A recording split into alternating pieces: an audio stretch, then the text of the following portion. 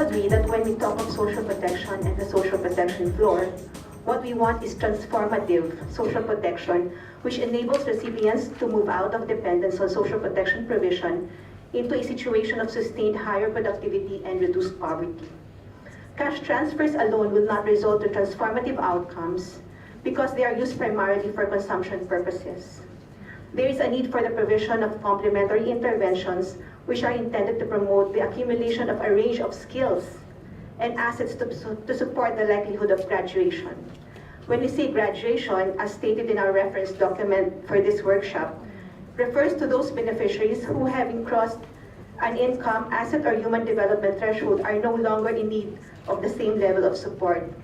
Cash transfers were provided alongside social insurance, access to education through guaranteed schooling and back-to-school programs, skills development through vocational training, income generation through the provision of livelihood support, and access to microfinance schemes.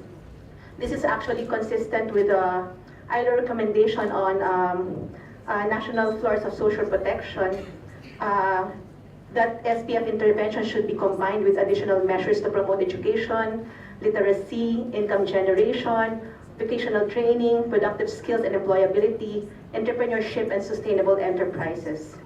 In the provision of these social protection programs, the presentation showed that scientific targeting of beneficiaries proved to be very important for the appropriate design of the package of services and transfers, as evidenced by the Benazir's Income Support Program, Chile Solidario, India's Convergence Program, and the One-Stop Crisis Center of Thailand.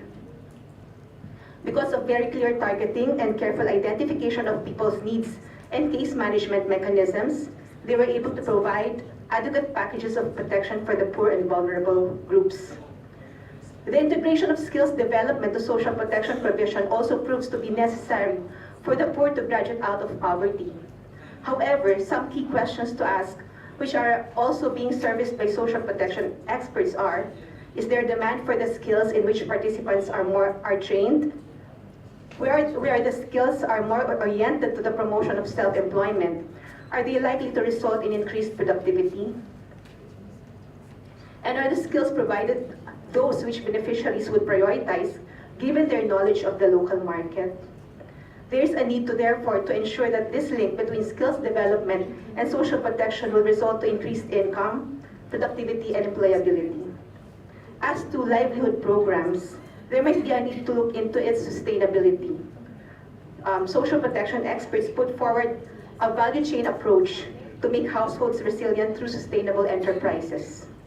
The value chain approach takes a market system perspective that recognizes the interconnections among firms, including micro-enterprises in an industry, the business environment that governs an industry, and the support market that supplies services such as finance and transport to the firms. Engaging the poor within a market system creates greater value rather than economic activities that are fragmented, small-scale, and on a subsistence level. The challenge to this approach is to design a vision for sustainability focused on households themselves, enabling them to achieve self-reliance and the ability to adapt to changing circumstances.